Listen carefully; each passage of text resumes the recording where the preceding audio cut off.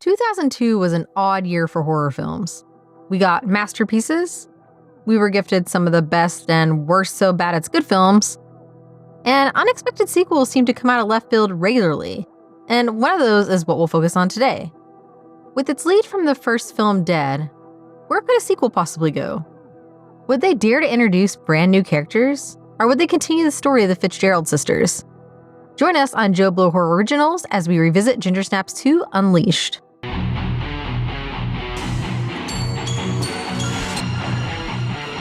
Nice hearing from you, Carlos. Coming out 2 years after the original, Gingersnaps 2 Unleashed takes a turn for the darker side, or even darker side. Brigitte Fitzgerald survives the ordeal with her sister, but in the process tasted her sister's blood. So, like her sister, she starts turning into a werewolf. However, she's one step ahead in that she knows more about lycanthropy and knows how to deal with it. She's isolated herself and takes a homemade drug regularly to keep the change at bay.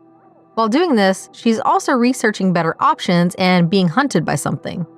Unfortunately, the drugs stop working and she finds herself in a health center where she is supposed to detox.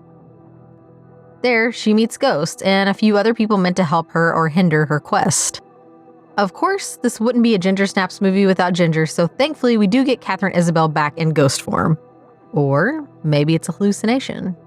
Either way, she's doling out warnings and advice for Brigitte.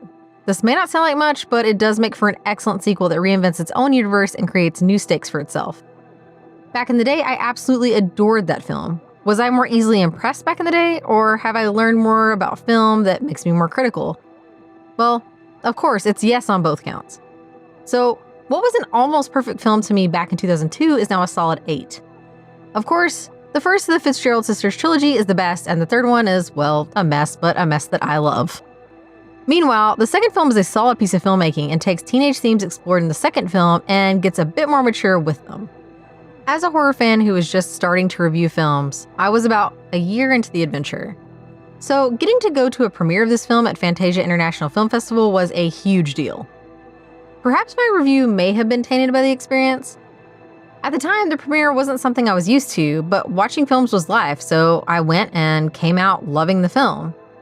I do remember thinking Emilie Perkins was fantastic, but Tatiana Maslany stole the show as Ghost. She was phenomenal. Beyond that, I needed a rewatch to remember the movie better.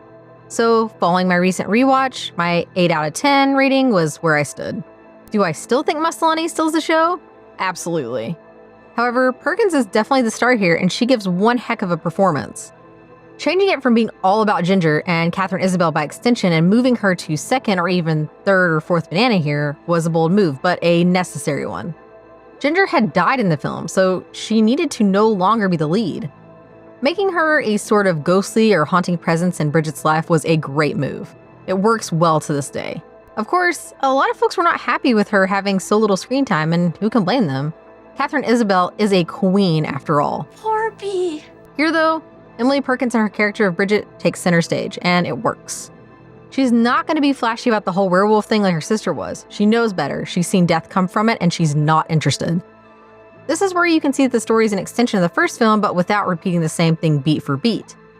This isn't a rinse and repeat sequel. They left that for the third film. Here, we get an older Brigitte, a Brigitte who has been through hell, a Brigitte who is ready to fight even though she is clearly traumatized and afraid. She's not ready to die, but she's also not willing to let the werewolf side of herself win. That allows for the story to go pretty dark and really deep, comparing her situation to addiction, going into depression, touching on the subject of self-harm, and just skimming the surface of PTSD. There's a ton here, and a lot of it is about Brigitte, making sure the film is still very much about a Fitzgerald sister, which works great. And I just love how they bring in Ghost, a truly messed up child. Her character seems almost superfluous at first, being the granddaughter of a burn victim slowly healing at the rehab center. However, it quickly becomes very clear that Ghost has some issues, serious ones. With her character, we get into codependency, as well as what makes a person possibly psychotic and dangerous. The film doesn't go super deep into these, but there is something here that could easily have received its own sequel. Ghost is a complex character and not just werewolf girl's new little sister. Now, looking at this movie 22 years or so after its release means that some things have changed. Some of what was hitting hard back then hit differently, but it is still a very emotionally fraught film about sisterhood, changes in one's life, and depression. And it adds PTSD, self-harm, childhood trauma, codependence, mental instability, the yearning for a connection, and a bunch more. The film quickly becomes about much more than just a werewolf film. Much like the first one is about crossing from childhood to womanhood and all that comes with it. This sequel takes those themes and puts them into adulthood. But it doesn't just feel like a silly retread. There is a ton here to latch onto. Overall, someone who didn't think she'd see 25, seeing sisters decide that they were going to be out by 16 or dead on the scene was something that hit harder at 19 than expected. As an adult, the PTSD angle, along with depression, both seem to hit home a bit harder. Especially considering I made it way past 25 now, but I did make it out of my hometown, so I guess I did what the Fitzgerald sisters were planning after all. Maybe that's why I like the series so much. Let's circle back to the film at hand here. The original Gingersnaps was a tough act to follow. The film was on its way to being a cult favorite already by the time the sequel to come out. This wasn't just a cash-in, this was a sequel that needed to hit hard, and it did. These days, the first film is most definitely a cult film with a huge following. Plenty of us 90s teens saw themselves in this movie when it came out, whether they were still teens or had hit their 20s by 2000. By 2002, the first film had time to find an even larger audience, and that audience had aged a bit. And so had I. Of course, nowadays, the Fitzgerald sisters could practically be my kids, so it's a different connection, but the nostalgia for the first and second film is strong. Again, the third, not so much. Rewatching Gingersnaps 2 Unleashed this month was a new experience of sorts. Looking at life as a 21-year-old me was a bit of a weird thing, and not much stands out for that period of my life, except the movies. Let's look back at the other aspects of the film beyond the themes, which are strong and well executed, and the acting, which is still solid looking back. The writing by Karen Walton and Megan Martin is still strong, showing that the two of them had a grasp of the characters. But what makes their writing great is that they were not afraid to bring the Fitzgeralds into a new direction, shifting the importance of each sister and making a new film that could easily stand on its own. The direction by Brett Sullivan works. It's moody, it's emo, it's something that works just right for the script. The film has a solid hand leading it with emotionally connected writing, something that helps it tremendously this far down the road, as properly emotionally connected stories can become timeless more easily. Of course, it's not all sunshine and rainbows, as there are a few issues. The storyline with Ghost feels a bit forced at times, but Maslany sells it just right to give the character the impact the film needs. And, as a werewolf venture, it's a bit light on the wolf, something that is both bad and good. It's bad because most people who come to this series want werewolves and want to see them, but it's good as it separates it from the more generic werewolf fare. To some, including myself, bringing the werewolf into the female space, making them connected to a woman's monthly cycle, was simply logical when the first one came out and with the age of the sisters. Following this up with the issues brought up in the sequel was also quite logical and works beautifully well. The Gingersnaps series has never been afraid to go for real issues, and the sequel does this even better than the first one. Where Gingersnaps 2 Unleashed loses some points is in the special effects. In the first film, there was something special about the final form of Ginger as a werewolf. Something animalistic. Something connected to who she was before her transformation. In the sequel, we still kind of get this, but the werewolf design on Brigitte is just not hitting right.